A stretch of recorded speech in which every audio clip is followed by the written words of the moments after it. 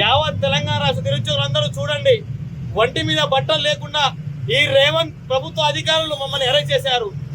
ఇంత అహంకారమా? మేము ఏం చేసామని 19,000 ఉద్యోగాలు ఇవ్వండి అని చెప్తే మా మీద కేసులు, మా మీద ఇలా సెక్షన్లు పెట్టి ఇలా మమ్మల్ని తోసే ప్రయత్నం చేస్తున్నారు. ఇది ఇప్పటికీ రేవంత్ రెడ్డి ప్రభుత్వానికి చర్మగీతం పాడినట్టే. దగ్గరలో కూడా రేవంత్ రెడ్డి గారు దిగిపోయి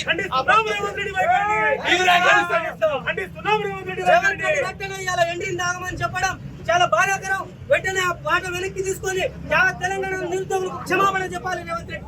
వెంటనే 19,000తో నోటిఫికేషన్ విడుదల చేయాలి. లేకుంటే నీకు అగపాతాలను తూపుతాం రేవంత్ రెడ్డి అని చెప్పేసి హెచ్చరిస్తావు. నువ్వు గుంపు మేస్త్రి అయితే గుంపు మేస్త్రి, నీ ముఠాకి గుంపు మేస్త్రి అన్నావు. వెంటనే నువ్వు బరాబర్ గా 19,000 ఖాళీ రిలీజ్ చేయాలి. మా నిరుద్యోగులకు క్షమాపణ చెప్పాలని చెప్పి రేవంత్ రెడ్డికి హెచ్చరిస్తా ఉన్నాం. అంత దారుణంగా మమ్మల్ని అందరినీ అరెస్ట్ చేసి ఈ దెబ్బలు ఇంద్రానాయక మీద దెబ్బలు, మా అందరి మీద దెబ్బలు, నవీన్ పట్నాయక్ కింద వేసి దానికి కుమారాన్ని వీళ్ళందరూ కొట్టడం ఇదేమి ఇంత చర్య? ప్రజాస్వామ్యం ఇదా? ఇంత దాష్టికంగానా? ప్రజా ప్రభుత్వమా ఇది? అమపాష ప్రభుత్వమా? నిరుద్యోగులు కొట్టేదా? ఈ మేమే కదా మీకోసం మా ముఖాలు తెలుసు కదా రేవంత్ రెడ్డి గారు. మేము కదా, ఇదే ఇంద్రాన కదా బస్ యాత్ర చేసింది, ఇదే నవీన్ పట్నాయక్ కదా భూపాలపల్లి మొత్తం తిరిగి ప్రచారం చేసింది, ఇదే కుమారన్న కదా కొత్తగూడలో ప్రచారం చేసింది. మేమందరం ప్రచారం చేసి ఆ రోజు రాత్రి దెబ్బలు తిన్నాం అవతల పార్టీ వాళ్ళతో.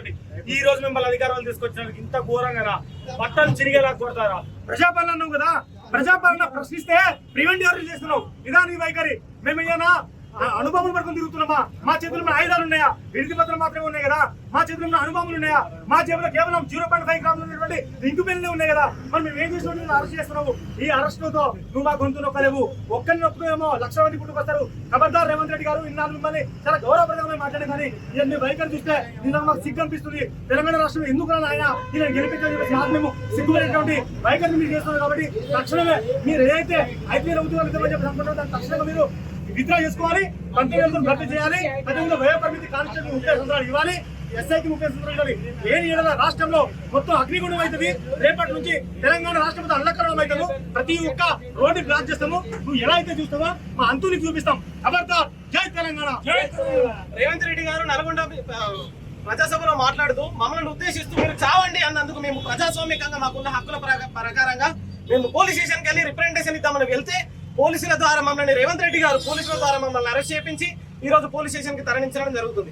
ఇందులో మమ్మల్ని ఎంట్రింగ్ తాగుతూ బావిలో దూకి చావమని ఆయనకు ఎవరు ఇచ్చారు ఈ హక్కు? మేమే కదా ఆ సీట్ లో కూర్చోబెట్టింది. మళ్ళీ మేము తలుచుకుంటే మా సీట్ ఖాళీ కదా. మమ్మల్ని ఎందుకు ఉద్దేశిస్తే ఈ విధంగా మాట్లాడుతున్నాము అని మేము ఇప్పుడు హెచ్చరిస్తున్నాము.